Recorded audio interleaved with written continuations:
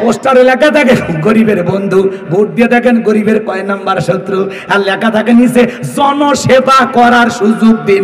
আসলে তা নাই। নির্বাচনের আগে মোটরসাইকেল কেনার টাকা নাই, 5 বছরে এমপিগিরি কইরা নির্বাচন কইরা বাপরে বাপ নেতার গাড়ি বাড়ি টাকা পয়সার অভাব নাই। হাজার হাজার কোটি টাকার নেতা, নেতার বউ পর্যন্ত টাকার মালিক হয়ে যায়। এত টাকা পাইলো কোথায়? জিবরাইল দিয়ে গেছে। কথা কন না কেন? দেশের বাসে 12টা, ওদের হয় ভুরি মোটা। দেশের বাসে 12টা, ওদের হয় ভুরি মোটা। এ দেশের ওরাই নেতা, এ দেশের ওরাই হতা। সত্য কথা নাই বলিবার, চারিদিকে দেখি শুধু অন্ধকার। চারিদিকে দেখি শুধু অন্ধকার, নেই কখনো আশা, বন্ধ মুখের ভাষা। চারিদিকে দেখি শুধু অন্ধকার। কথা বলে ঠিক কি না? লম্বা হবে, লম্বা করবো না। এজন্য জনগণ আগে 1 নাম্বার হওয়া লাগবে। কথা কয় না? জনগণ ঠিক, দেশ ঠিক। কথাকে বোঝা গেল? এক পাগল তেঁতুল গাছের নিচে হাত তুলে বলে, আল্লাহ রাজশাহীর ফজদি আম দে, রংপুরের হাড়ি ভাঙ্গা দে, লম্বা লম্বা আম রূপালি দে। আল্লাহ ডেকে বলে, পাগলের চোখটা খুলে দেখ কোন গাছের নিচে দোয়া ধরেছিস।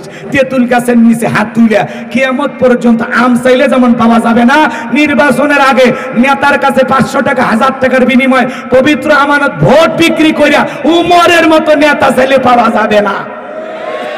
আগে জনগণ ভালো হন। নির্বাচনের কালো রাত্রে আপনি টাকা খান।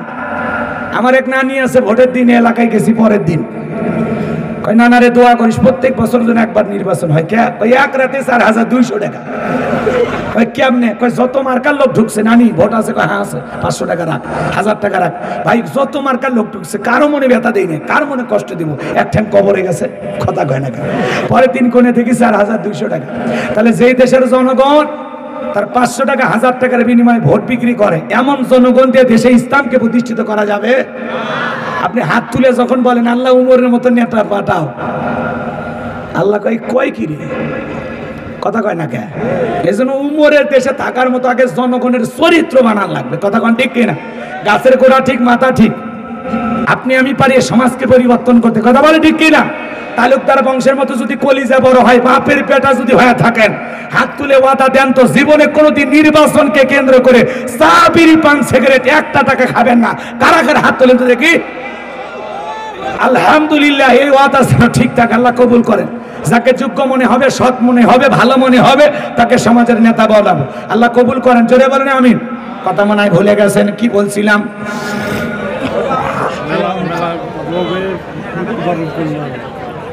যে বাজান গো আমার ভালো করে বুঝবেন, এইবার জনগণের খাজনা পরিশোধ করে দিল। আমি যে কথা বলতে চাচ্ছিলাম, ওই দেশের মন্ত্রী মারা গেল, নির্বাচন শুরু হয়ে গেল। আগে তো জনগণের জনসেবামূলক কাজ করেছে, সবাই আকসানসে ভোট দিয়া মিশরের মন্ত্রী বানায় দিল ওই কাবুস নামের ফেরাউনকে। আল্লাহর খেলা বোঝা বড় দায়। ওই দেশে বার্ধক্যজনিত কারণে মিশরের সিংহাসনের বাদশাহ যিনি ছিল, বাদশাহ মারা গেল। এইবার ফেরাউন সমস্ত জনগণকে ডেকে বলে, শোনো, রাজ্যের বাদশাহ মারা গেছে, বাদশাহ ছাড়া তো একটা দেশ চলতে পারে না, তোমরাই বলো মিশরের বাদশাহ হবে কে?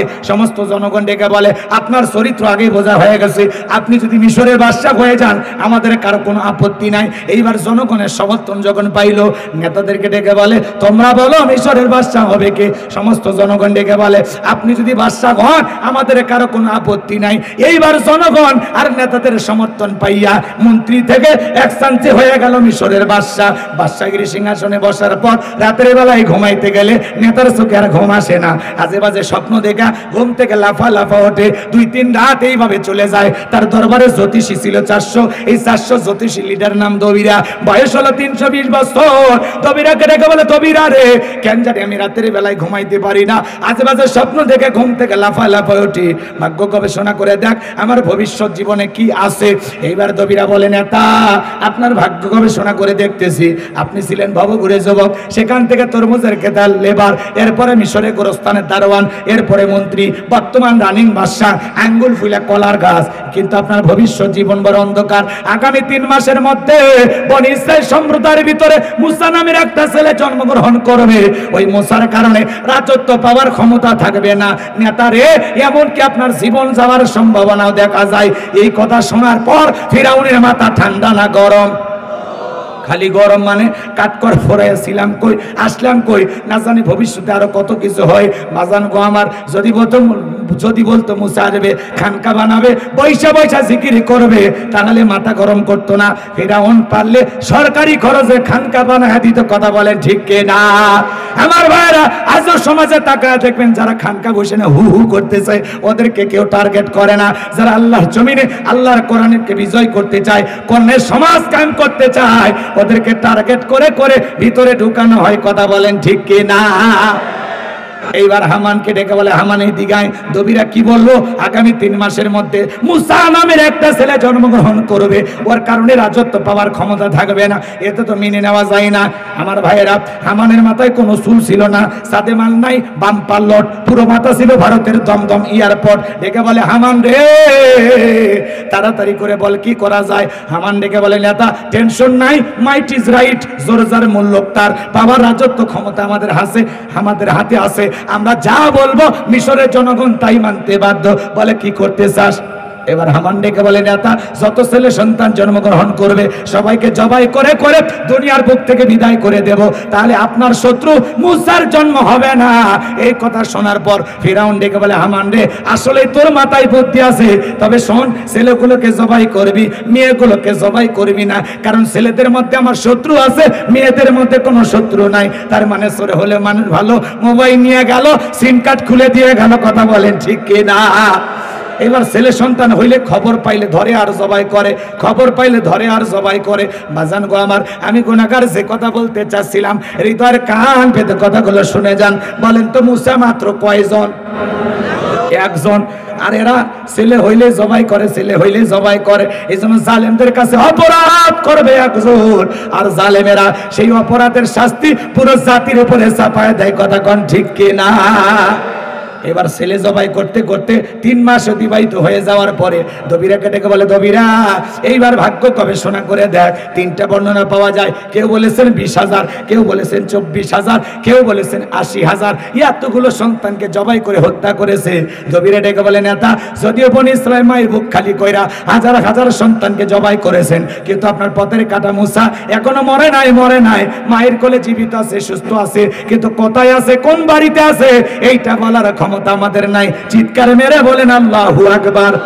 ওয়ামাকারু ওয়ামাকারাল্লাহ আল্লাহু খায়রুল মাকিরিন। খেলা কার?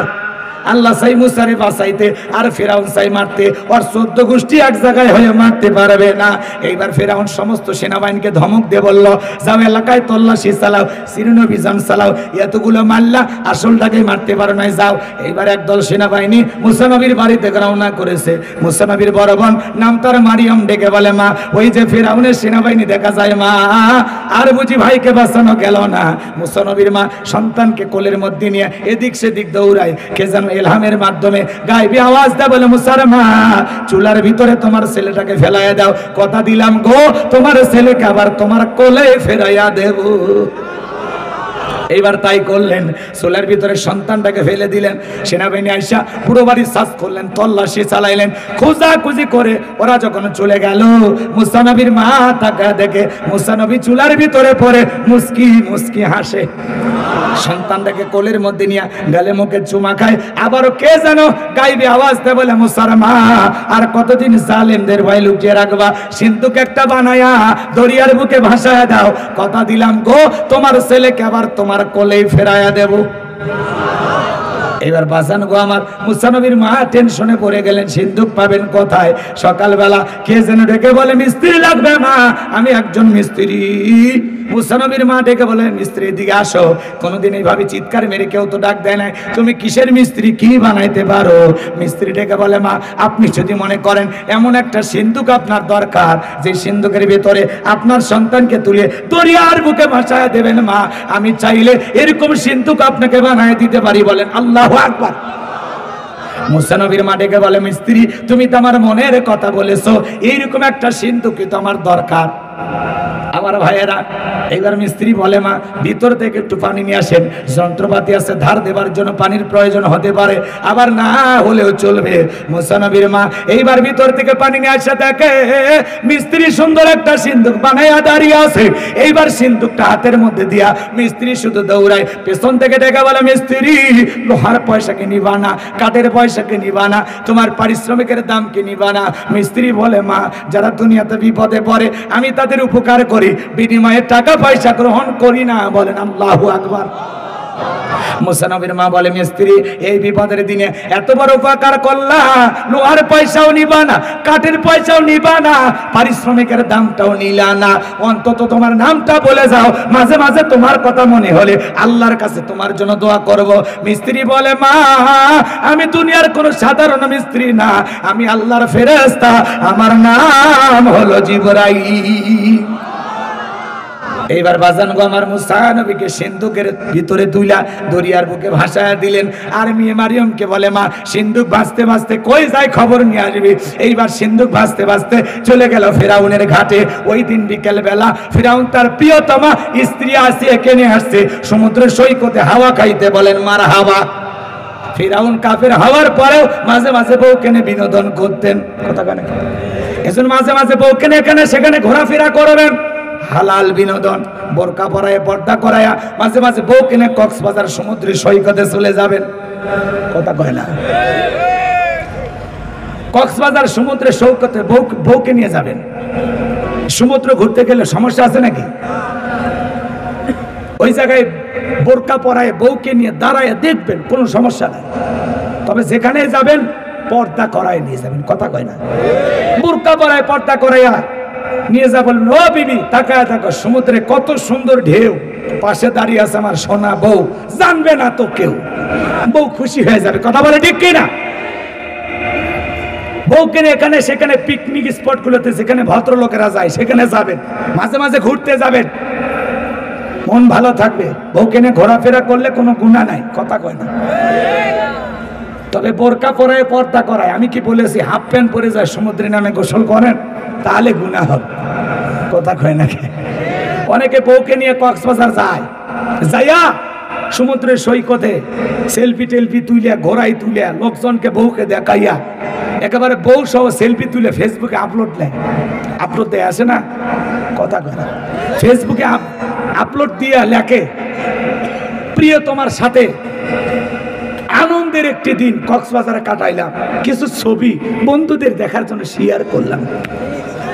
যে বইয়ের ছবি তুলে ফেসবুকে ছাড়ে এর রুচিতে সমস্যা, কথা কয় না, এর রুচির দুর্ভিক্ষ নামছে। বউ বলে পার্সোনাল জিনিস, পাবলিসিটি করা জিনিস, এটা একা দেখার জিনিস, কথা কয় না। বিরক্ত হয়েছেন? কোন সমস্যা নেই,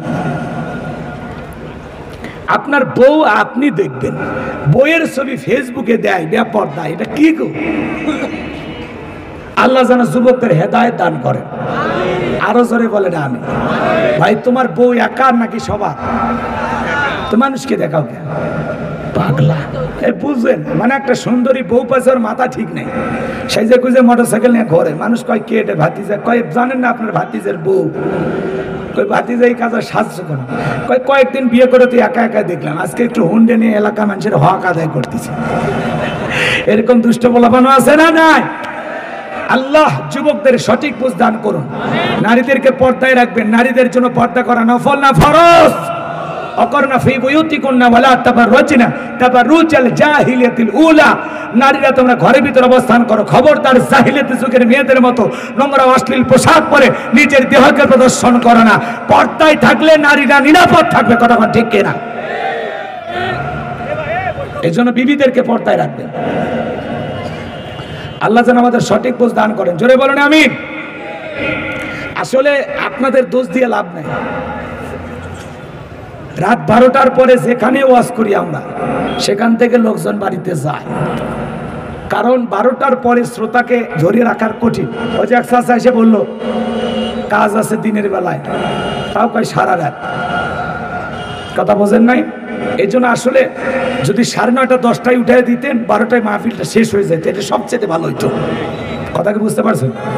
এই জন্য মেহমান নিয়ে আসলে একটু সকাল সকাল দিবেন, তাছাড়া এলে গভীর রাতে ঝামেলা হয়ে যায়।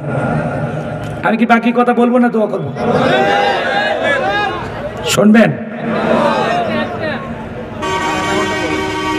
হ্যাঁ, দোয়া করবো। ঘুমাইছেন আপনার, কথাও যে বলেন না। লিল্লাহি তাকবীর। একটু ঘুম ভাঙান। তাহলে বউকে নিয়ে ঘরের কথা বললাম দেখে কি আপনার মন খারাপ করছে? থাক, আপনার বউকে নিয়ে আপনি ঘুরেন না। হালাল বিনোদন ভাই, কথা বোঝেন। চিড়িয়াখানা দেখাইতে যাবেন, এখানে সেখানে ঘুরতে যাবেন, ঘোরাফেরা করলে মন ভালো থাকে। আল্লাহ যেন আমাদের বুঝ দান করেন। জোরে বলেন আমিন। আমার ভাইয়েরা, এইবার যে কথা বলতে চাচ্ছিলাম, সেনাবাহিনী সিন্দুকটা তুইলা নেতার সামনে নিয়ে গেল। এইবার ফিরাউন ডেকে বলে, সিন্দুকটা খোলো তো দেখি। এইবার সিন্দুকটা যখন খোলা হলো, সবাই তাকায় দেখে সিন্দুকের ভিতরে পূর্ণিমার চাঁদ উদয় হয়েছে।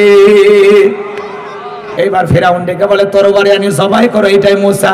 আসিয়া বলে, থামো, খালি মারা শিখছো, এতগুলো মারলা তাও কি শান্তি পাইলা না? স্বামী গো, এই ছেলেটাকে মারার আগে তোমার কাছে আমি একটা প্রশ্ন করি, এই যে সিন্ধুকের কাঠটা আছে, এমন কাঠ কি তোমার দেশে পাওয়া যায়? ফিরাউন এইবার কাঠটা নাই রে স্যারে বলে, বিবি রে, এমন কাঠ তো আমি কেন, আমার বাপ দাদাও কোনোদিন দেখে নাই। আসিয়া ডেকে বলে, স্বামী গো, এটা ভিনদেশী কারো সন্তান, বাঁচতে বাঁচতে আমাদের দেশে আসছে, এই ছেলেটাকে আমি মারতে দেব না। এই ছেলেটাকে পালক পুত্র হিসাবে আমি একটু লালন পালন করতে চাই। জোরে বলেন আল্লাহু আকবার। কথা আছে, যেখানে বাঘের ভয় সেখানে রাত হয়। যারে খুঁজতেছো মারার জন্য, আল্লাহ তোমারে দায়িত্ব দিল তার লালন পালন করার জন্য। বলেন আল্লাহু আকবার। আসিয়া যখন বলে, স্বামী এই ছেলেটাকে লালন পালন করতে চাই। ফেরাউন কঠিন স্বামী হওয়ার পরেও দেখবেন মাঝে মাঝে অনেক কঠিন স্বামী বইয়ের কাছে দুর্বল হয়ে যায়। ডেকে বলে, ঠিক আছে যা, মাইনা নিলাম। আসিয়া এইবার ডেকে বলে, শুধু ছেলে আমার কোলে দিলে হবে না, এই ছেলেটাকে যারা দুধ পান করাবে মাসে মাসে তাকে বেতন দেওয়া লাগবে। ফেরাউন বলে, আমি তাতেও রাজি আছি। এইবার রাজ্যের মধ্যে ঘোষণা করে দেওয়া হলো, ফেরাউনের ছেলে সন্তান যে মাসে মাসে দুধ পান করাবে তাকে মাসে মাসে বেতন দেওয়া হবে। হাজার হাজার মহিলারা মাজানকো আমার ফেরাউনের দরবারে চলে আসছে। মুসা নবীকে কোলের মধ্যে নাই, স্তন খুলে মুখ লাগায় দেয়। আল্লাহ নবী মুসা আলাইহিস সালাম কোন মহিলার স্তনে দুধ পান করে না। জোরে বলেন না আল্লাহু আকবার। সমস্ত নারীরা ব্যর্থ হয়ে চলে গেল। ওই যে মুসা নবীর বড় বোন, নাম তার মারিয়ম, ডেকে বলে, রানী আসিয়া, আমার কাছে এমন একটা ধাত্রীর খবর আছে, আমার বিশ্বাস এই সন্তানটা দুধ পান করবে। তাই নাকি? বলে হ্যাঁ। দুইজন লোক পাঠাইয়া মুসা নবীর মাকে ফেরাউনের দরবারে নিয়ে আসা হলো। আল্লাহ নবী মুসা আলাইহিস সালামের মা মুসা নবীকে কোলের মধ্যে নিয়ে স্তন খুলে যখন মুখ লাগায় দিয়েছে, আল্লাহ নবী মুসা আলাইহিস সালাম মায়ের স্তনে দুধ খাওয়া শুরু করেছে। বলেন আল্লাহু আকবার। নবীদেরকে শিশুকাল থেকে জ্ঞানী বানিয়েছেন তিনি কে? এইবার আসিয়া ডেকে বলে, আপনার বেতন ডাবল, থাকার কোয়ার্টার ফ্রি। মুসা নবীর মা ডেকে বলে, রানী আসিয়া, সন্তানকে যদি দুধ পান করাতে চান, সন্তান আপনার বাড়িতে নয়, সন্তান থাকবে আমার বাড়িতে। আল্লাহু আকবার। আসিয়া বলে, আমি তাতে রাজি, কোনো সমস্যা নাই। মুসা নবীর মা পৃথিবীর প্রথম মা, যে মা তার আপন সন্তানকে দুধ পান করানোর বিনিময়ে মাসে মাসে বেতন পেয়েছিল। বলেন আল্লাহু আকবার।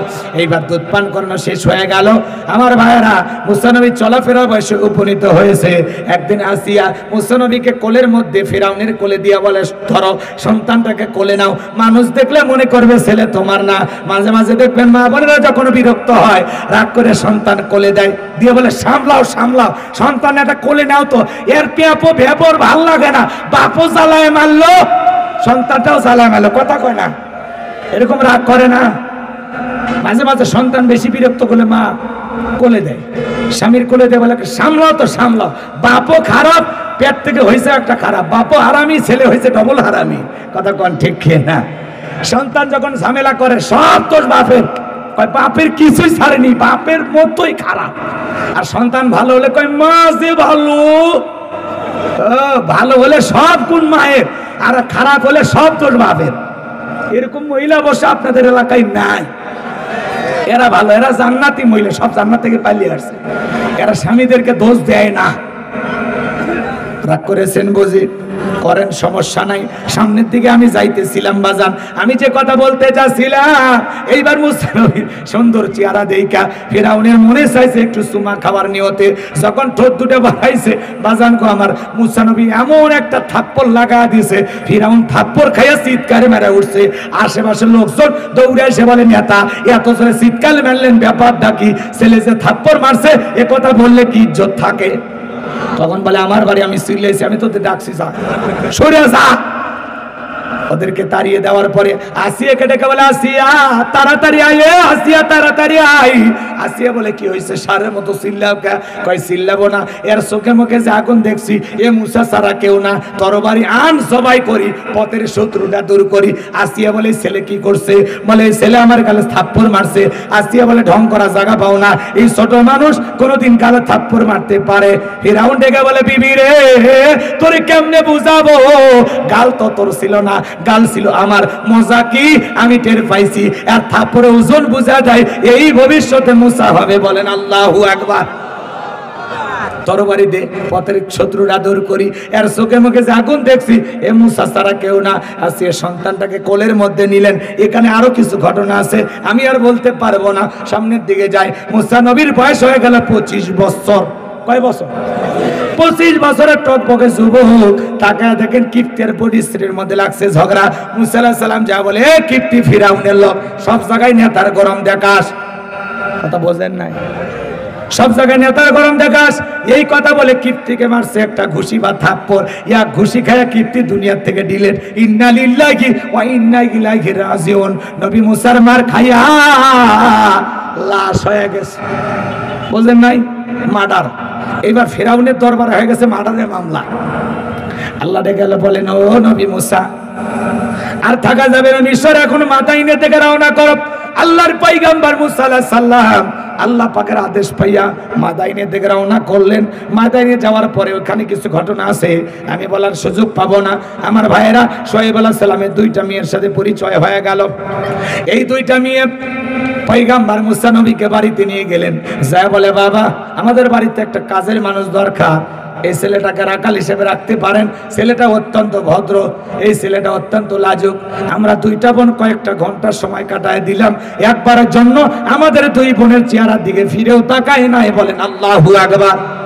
আর এখনকার যুবকেরা, বয়স বেশি হোক আর কম হোক, মেয়ে মানুষ যদি রাস্তা দিয়ে যায় একবার তাকায়, স্লোগান দেয়, চুমকি চলেছে একা পথে, সঙ্গী বলে দোষ কি তাতে, জুতার বাড়ি খাওয়া লাগবে। এই যুবকদের কথা কোন ঠিক কিনা? পয়গম্বররা লাজুক না হয়ে পারে? এইবার শোয়েব আলাইহিস সালাম রাজি হয়ে গেলেন। আল্লাহর পয়গম্বর মুসা আলাইহিস সালাম তার বাড়িতে রাখাল হিসেবে থাকলেন।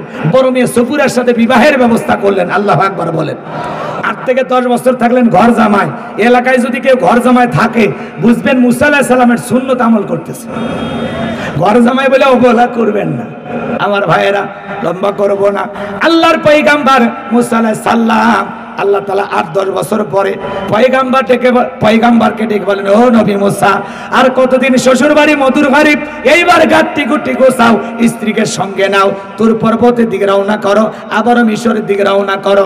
আল্লাহ পাকের ওয়াদার পাইয়া স্ত্রীকে সঙ্গে নিয়া, শ্বশুরের দেওয়া লাঠি নিয়া পয়গম্বর মুসা আলাইহিস সালাম যখন তোর পর্বতে গেলেন, এই জায়গায় যাওয়ার পরে আল্লাহর পয়গম্বর মুসা আলাইহিস সালামকে আমার আল্লাহ নবুয়ত দান করলেন। বলেন আল্লাহু আকবার।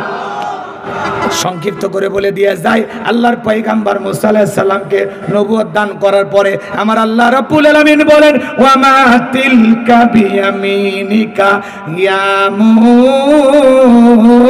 মুসা। আল্লাহ ডেকে বলে, মুসা রে তোমার ডান হাতে ওইটা কি? পয়গম্বর জবাব দিয়ে বলেন, ক্বালা হিয়া আসায়া আতাওয়াক্কাউ আলাইহা ওয়া আহুশু বিহা আলা গনামি ওয়া লিয়া ফিহা মাআরিবু উখরা। ডেকে বলেন, আল্লাহ আমার হাতে এটা লাঠি, এইটার উপর ভর দিয়ে চলি, ছাগলের জন্য পাতা বাড়ি, ইত্যাদি ইত্যাদি অনেক অনেক কাজ করি। আল্লাহ ডেকে বলে, পয়গম্বর মুসা, প্রশ্ন করলাম একটা, জবাব দেওয়া যাবে একটা। মুসা নবী কথা বলে কার সাথে? আল্লাহর সাথে কথা বলতে মজা আছে না? না? এ যুবক, একটা মেয়ে যদি ভুল করে রং নাম্বারে মিস কল দেয়, 17টা সিম কার্ড পরিবর্তন করে হলেও ওই মেয়েরে কল দাও, মেয়েটাকে বলে ভাইয়া সরি ভুল হয়েছে। কই সরি কেন, নিবানো আগুন কেন জ্বালাইলি, এখন ভালোবাসা দিবি কিনা বল। এই মোবাইল যুব সমাজকে নষ্ট করলো, কথা কয় না কেন? এই মোবাইলের কারণে আজকে যুবকদের চরিত্র নিচের দিকে নেমে গেছে। একটা যুবক 150টা করে প্রেম করে, যদি বলা হয় বিয়ে কয়টা করবা, কয় একটাও না। এই মোবাইলে সারা দিন ইউটিউব ইন্টারনেট ঘাটাঘাটি করে সেটিং করে সারা রাত কাটায় দেয়, ফজরের নামাজ পর্যন্ত পড়ে না, কথা কন না কেন? এরকম যুবক অবশ্যই আপনাদের এলাকায় নাই।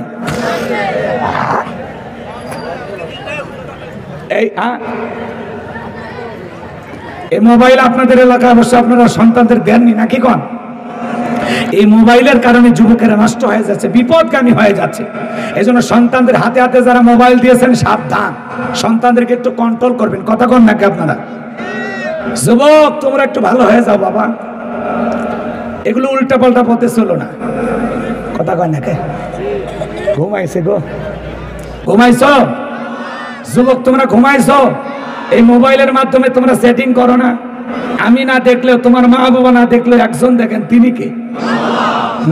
গোপনে কারে মেসেজ দাও, আই লাভ ইউ জান, তোর জীবন খান খান করবে জান কইতেছ, ও বাড়িতে আসলে তোর চুল আর থাকবে না, তোর মাথায় টাক পড়বে, কথা কন ঠিক কি না?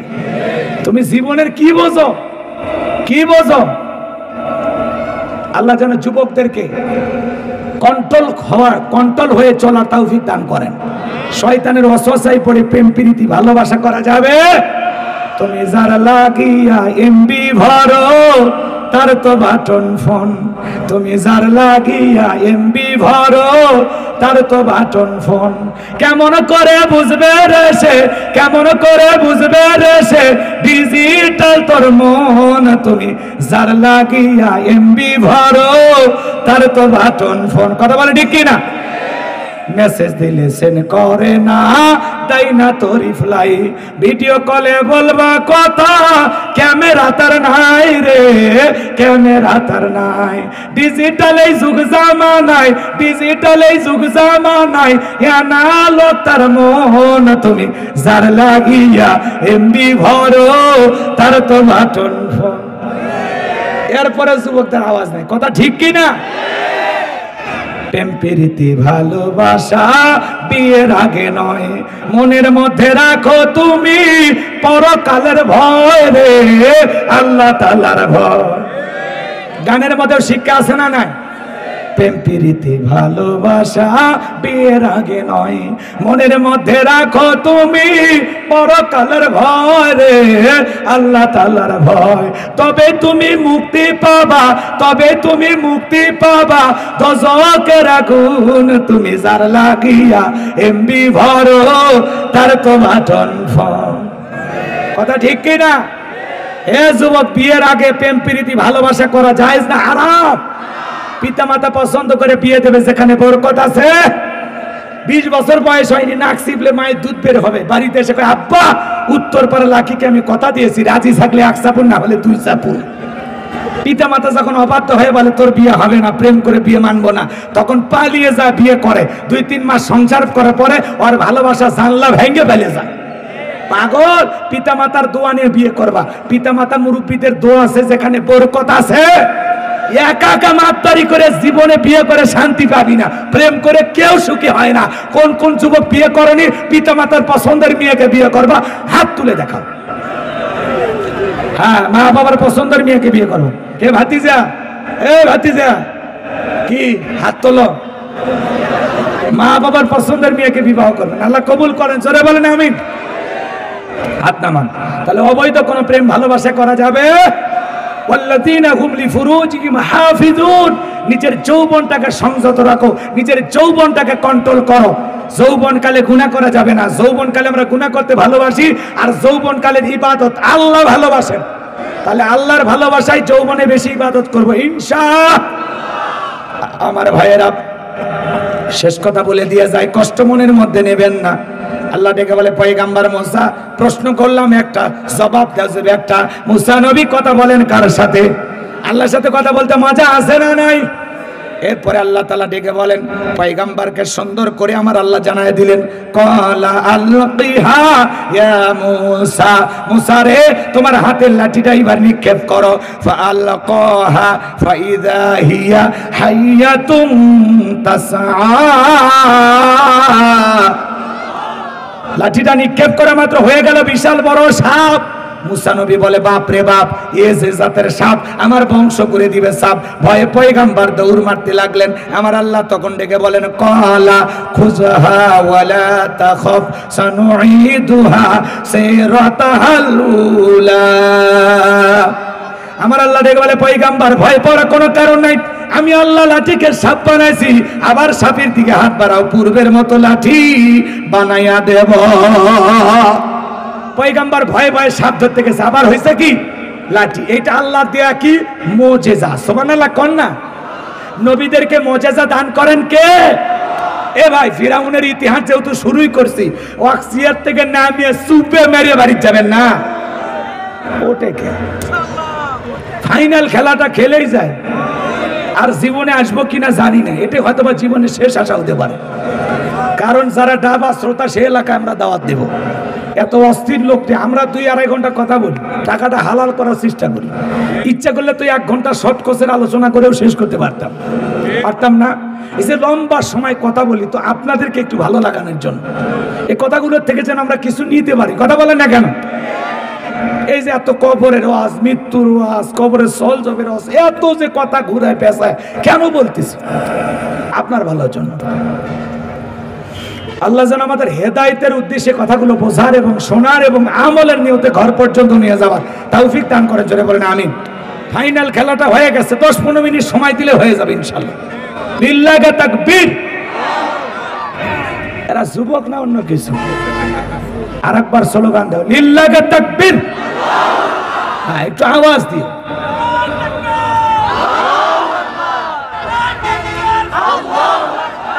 এরপরে আল্লাহ ডেকে বলেন, ওয়াদহুম ইয়াদাকা ইলা জানাহিকা তাখরুজ বাইদা আমিন গায়রি সুইন আয়াতান উখরা লিনুরিয়াকা মিন আয়াতিনাল কুবরা।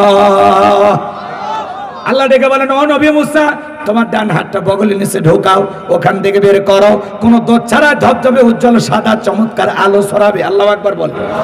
একেবারে ঝলমলে আলো ছড়াইতেছে, জ্যোতিময় আলো। সুবহানাল্লাহ বলবেন না? আল্লাহ ডেকে বলে, ও পয়গম্বর, এই যে কুদরতের 2টা নিদর্শন দান করলাম, 2টা মুজিজা দান করলাম, এইবার তোমার দায়িত্ব হলো ইযহাবু ইলা ফিরআউনা ইন্নাহু তাগা। ফিরাউনের নিকট চলে যাও। ফিরাউন সীমা লঙ্ঘন করেছে, আর পাপের 16 কলা পূর্ণ হয়েছে। যা বলে, ফিরাউন রে, তোর বানানো আইনটা মিশর চলবে না, এখন থেকে মিশর পরিচালনা হবে আল্লাহর আইন দিয়া। পয়গম্বর মুসা নবী ডেকে বলে, আল্লাহ আপনি কি ভুলে গেছেন আমি ফিরাউনের দরবারে মার্ডার কেসের আসামি, গেলেই তো ফাঁসি দিয়ে মারবে। পয়গম্বর যখন এই কথা বলে, আল্লাহ ডেকে বলে, মুসা ভয় পাওয়ার কোনো কারণ নাই, আমি আল্লাহ যার সাথে আছি। কোন জালেম ফাঁসি দিয়ে মারতে পারবে না, আগুনে পোড়ায় মারতে পারবে না, পানিতে ডুবায় মারতে পারবে না, হাজারো দিন রিমান্ডে নিয়েও ওরা মুমিনের মুখের হাসি কেড়ে নিতে পারবে না। বলেন আল্লাহু আকবার। এইবার বাজান গো আমার, পয়গম্বর ডেকে বলে, আল্লাহ যেতেই হবে। আমার আল্লাহ ডেকে বলে, অবশ্যই যেতে হবে, তোমার নবী বানাইছি। পয়গম্বর ডেকে বলে, আল্লাহ অন্তরে দুরু দুরু ভাবে একটু দোয়া করে। পয়গম্বর দোয়া করেন, ক্বালা রাব্বিশ শরহলি সদরি ওয়া ইয়াসসিরলি আমরি ওয়াহলুল উকদাতাম মিন লিসানি ইয়াফকাহু কওলি ওয়াজআলনি ওয়াজিরাম মিন আহলি হারুন আখি। আল্লাহকে ডেকে বলেন, আল্লাহ আমার বক্ষকে প্রশস্ত করে দাও, আমার কাজকে সহজ করে দাও, জিহ্বার জড়তাকে দূর করে দাও, যাতে সহজে জনগণ আমার কথা বুঝতে পারে। আর আমার পরিবারের মধ্য থেকে আমার ভাই হারুনকে আপনি নবুয়ত দান করেন। বলেন আল্লাহু আকবার। আমার আল্লাহ ডেকে বলে, নবী মুসা যাও, দোয়া মঞ্জুর করলাম, তোমার ভাই হারুনকেও তোমার সাথে নবী বানায়া দিলাম। বলেন আল্লাহু আকবার। এইবার আল্লাহর পয়গম্বর মুসা আলাইহিস সালাম তার ভাই হারুন আলাইহিস সালামকে সঙ্গে নিয়ে ফিরাউনের দরবারে চলে গেল। আল্লাহ তাআলা জানিয়ে দিলেন, ওয়াকালা মুসা ইয়া ফিরআউন ইন্নী রাসূলুম মির রাব্বিল আলামিন। পয়গম্বর ডেকে বলেন, হে ফেরাউন, আমি মুসা বিশ্বের রবের পাঠানো একজন রাসূল। আল্লাহু আকবার বলেন। আমি আল্লাহর সম্বন্ধে সত্য ছাড়া মিথ্যা কিছু বলবো না, বিদায় আমার কথাগুলোকে গ্রহণ করে মেনে নিয়ে বনি ইসরায়েলদেরকে আমার সাথে যেতে দাও। লম্বা ঘটনা, 130-40টা আয়াত তিলাওয়াত করে শেষ করা যাবে না, এত কথা আছে। সংক্ষিপ্ত করে দুই একটা কথা বলে শেষ করে দিচ্ছি বাজান গো আমার। পয়গাম্বার যখন এই কথা বলেন, ফিরাউন তখন ডেকে বলেন, তুমি যে সত্যি আল্লাহর পয়গাম্বার, তাহলে তোমার কাছে দলিল প্রমাণ কি আছে? এই কথা বলে বাজান গো আমার, ফিরাউন তখন ডেকে বলে, সত্যি যদি তুমি নবী হয়ে থাকো, তোমার কাছে স্পষ্ট যদি দলিল বা প্রমাণ থাকে, ক্বালা ইন কুনতা জিতা বিআয়াতিন ফাতি বিহা ইন কুনতা মিনাস সাদিকিন, স্পষ্ট দলিল প্রমাণ যদি তোমার কাছে থাকে সেইটা আমাদের সামনে উপস্থাপন করো, যদি তুমি তোমার দাবিতে সত্যবাদী হও। তুমি যে নবী, কি প্রমাণ আছে দেখাও। নবীর কাছে প্রমাণ আছে কয়টা? কথা কয় না। এবার কি করলেন? লাঠি ফেলাই দিলেন, হয়ে গেল সাপ। বগলের নিচে দেখো হাত বের করলেন, কি সুন্দর আলো ছড়ায়। আল্লাহু আকবার বলেন। এই দৃশ্য দেখা ফিরাউনের সমস্ত লোকেরা ডেকে বলে, ইন্না হাযা লাসাহিরুন আলীম, এই ছেলেটা মস্ত বড় জাদুকর, এই জাদু দেখা। ভালো করে বোঝার চেষ্টা করবেন। পয়গাম্বার দেখায় মুজিজা, আর জাহেলারা বলে জাদু, কারণ ওই দেশে জাদুর ব্যাপক প্রচার প্রসার ছিল। এইবার ফিরাউন তার সমস্ত নেতাদেরকে ডেকে বলে, শোনো, এই দুই ভাইয়ের মতি গতি ভালো না, এরা জাদুর বাণ নিক্ষেপ করে আমাদেরকে দেশ থেকে বিতাড়িত করতে চায়, তোমরাই বলো কি করা যায়। ফিরাউনের সমস্ত লোকেরা ডেকে বলে, আমাদের তো শক্তির অভাব নাই, ওদের দুই ভাইকে ছেড়ে দেন, ওরাও জাদু দেখাছে, আমরাও জাদুকরদেরকে একত্রিত করব। ইয়া তুমি কুল্লি সাহিরিন আলিম, সাগর বন্দর থেকে তারা তক্ক জাদুঘর ফিরাউনের নিকট উপস্থিত করলো।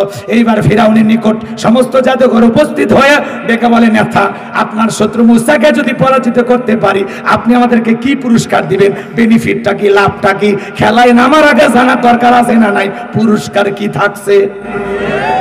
বোঝেন নাই কথা? এইবার ফিরাউন কি ঘোষণা করেছিল জানেন? ক্বালা নাআম ওয়া ইন্নাকুম লামিনাল মুকাররাবিন, তোমরা সবাই হইবা আমার নিকটতম লোক, এই দরবার হবে তোমাদের বসবাসের জায়গা। যারা রাস্তাঘাটে ফুটপাতে জাদুর খেলা দেখা, এরা যদি নেতার দরবারে রাজপ্রাসাদে থাকার সুযোগ পায়, এর চাইতে বড় পুরস্কার আর কিছু আছে? নেতা যদি বলে তুমি আমার লোক, নেতার কথা ক্রস ফায়ার করা যাবে, রাতকে দিন করা যাবে, টুপিওয়ালা দাড়িওয়ালাকে বিদায় করা যাবে। কথা কোন ঠিক কি না? ভালো করে বোঝার চেষ্টা করবেন। এইবার জাদুকর ডেকে বলে, নেতা আপনি থাকেন, আপনার শত্রুকে পরাজিত করতেছি। এইবার এই সেমিফাইনাল খেলা দেখার জন্য হাজার হাজার দর্শক রেডি। এইবার জাদুকর ডেকে বলে, ও নবী মুসা, জাদুর বাণ আগে কে নিক্ষেপ করবে? আমরাই না তুমি? পয়গাম্বার ডেকে বলে, উস্তাদের মা শেষ রাতে তোমরা আগে জাদুর বাণ নিক্ষেপ করো। আল্লাহু আকবার বলেন। এইবার সমস্ত জাদুকররা জাদুর তন্ত্র মন্ত্র নিক্ষেপ করতে লাগলেন। বাঘ বানাইছে, ভাল্লুক বানাইছে, রশি বানাইছে, আগুন বানাইছে, যত রকমের জাদুর তন্ত্র মন্ত্র, জাদুর কেরামতি ওরা জানতো, সব প্রকাশ করতে জাদুর তন্ত্র মন্ত্র নিক্ষেপ করতে করতে করতে করতে করতে করতে ওদের চালান পাতি শেষ, আর দেখানোর মতো কিছু নাই। আল্লাহু আকবার কোন। এইবার ওরা ডেকে বলে, ও নবী মুসা, আমাদের কাছে আর জাদু দেখানোর মতো কিছু নাই, তুমি তোমার জাদু দেখাও। পয়গাম্বার দাঁড়িয়ে সব দেখতেছেন। আল্লাহু আকবার কর। আল্লাহ তখন বলেন, ওয়া ওয়াহাইনা ইলা মূসা আন আলকি আসাকা ফাইদা হিয়া তালকাফু মা ইয়াফিকুন। আল্লাহ তাআলা ডেকে বলেন, ও নবী মূসা, হাতের লাঠিটা শুধুমাত্র ছেড়ে দাও। আল্লাহ ওহীর মাধ্যমে বললেন, ও নবী মূসা, হাতের লাঠিটা কি করো? ছেড়ে দাও। ছেড়ে দেওয়া মাত্র হয়ে গেছে বিশাল বড় সাপ, যে সাপের ঠোঁটটা নিচুতে, ওপরের ঠোঁটটা 80 ফিট উঁচুতে, সমস্ত জাদুর বাণ এক নিঃশ্বাসে খাইয়া দেখে বলে, ফিরাউন রে, আরো কি আছে? আল্লাহু আকবার কোন। এই দৃশ্য দেখে ফিরাউনের পিছনে রাস্তাতে গরম হাওয়া বের হয়ে গেছে। ও তখন অবাক হয়ে গেছে যে কি দেখাইল। আর সমস্ত জাদুঘররা তখন বুঝতে পেরেছে নবী মুসা আলাইহিস সালাম যেটা দেখাইলো এটা জাদু না, এটা জাদুর দাদু। আল্লাহু আকবার কোন।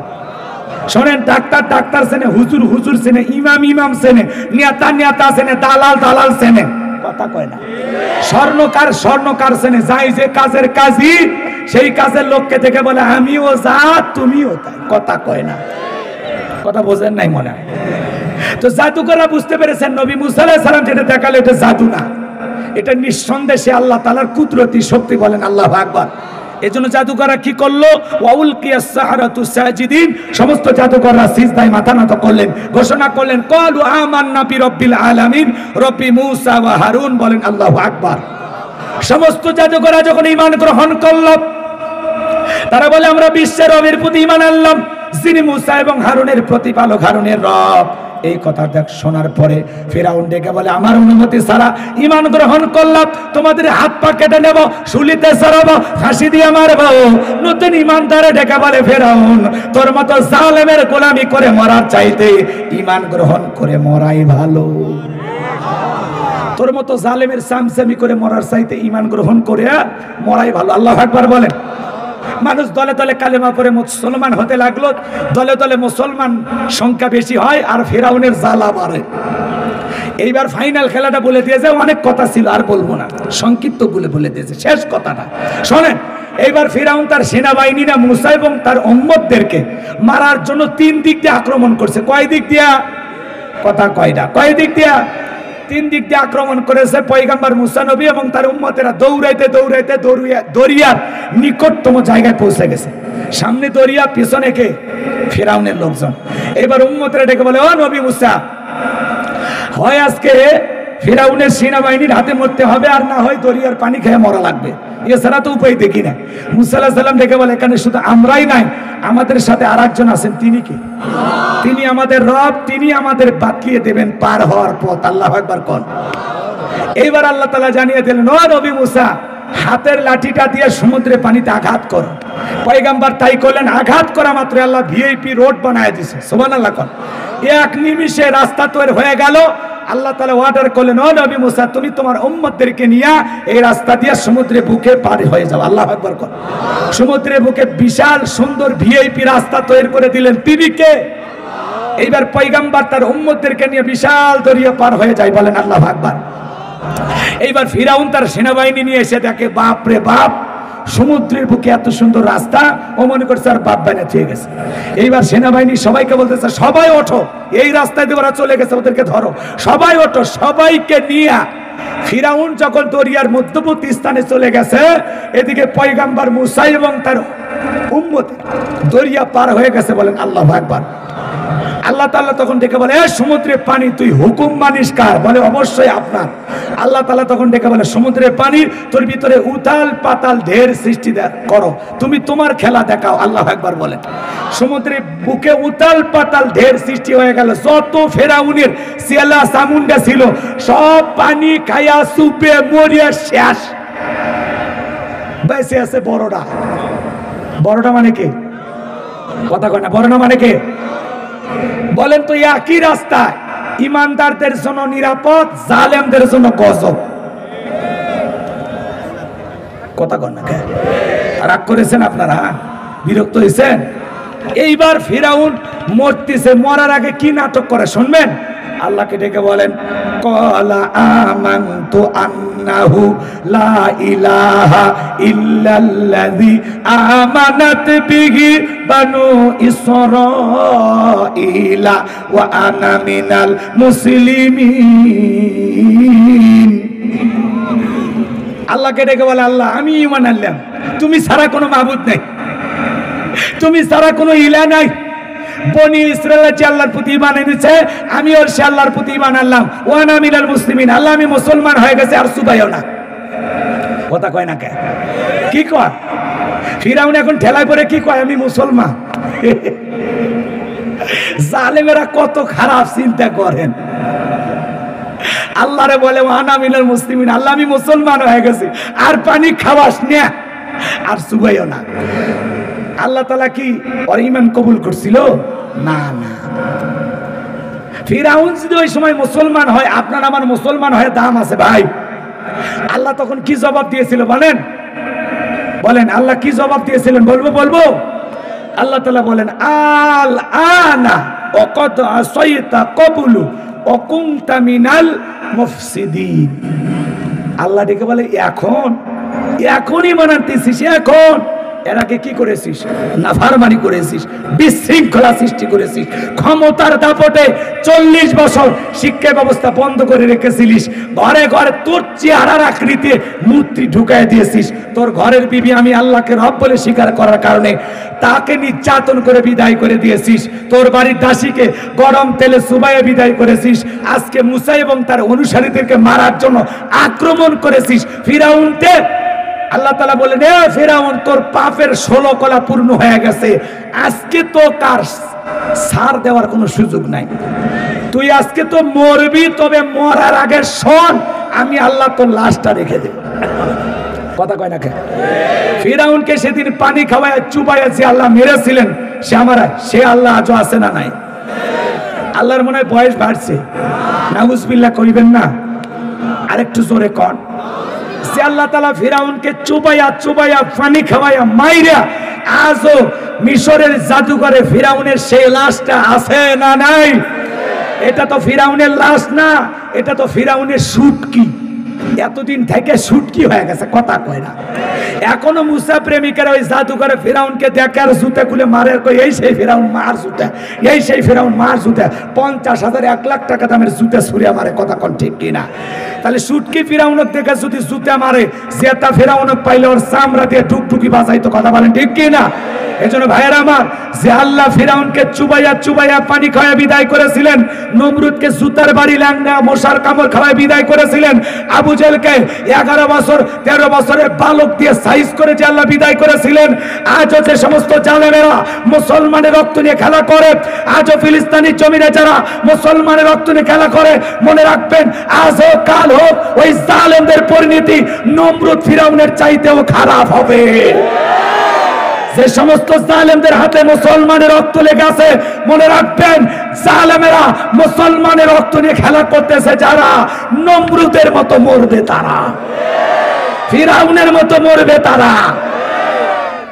মুসলমানের উপরে জুলুম করে, ইসলাম আলাপদের উপরে জুলুম করে কোন জালেম চিরদিন টিকে থাকতে পারে না। মনে রাখবেন, জালেমদের জুলুম যত বাড়বে, মুসলমানদের বিজয় তত নিকটে। মনে রাখবেন, জালেমদের শেষ পরিণতি পরাজয়, ইমানদারদের শেষ পরিণতি হলো বিজয়।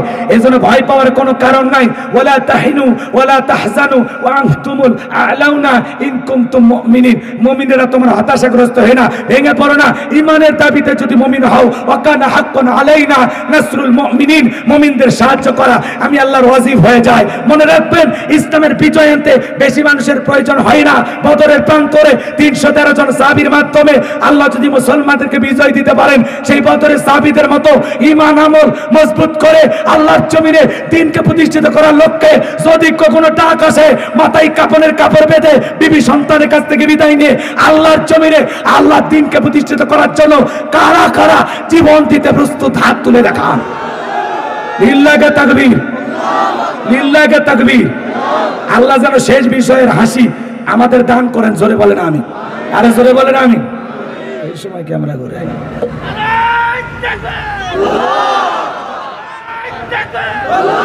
এতক্ষণ যত কথা বললাম, বক্তা শ্রোতা সবাইকে আল্লাহ পাক এর উপরে আমল করার তৌফিক দান করুন। জোরে বলুন আমিন।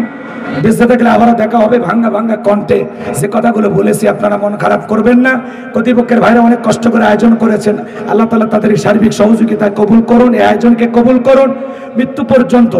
আমার শামীম ভাই তার বাবাকে হারিয়ে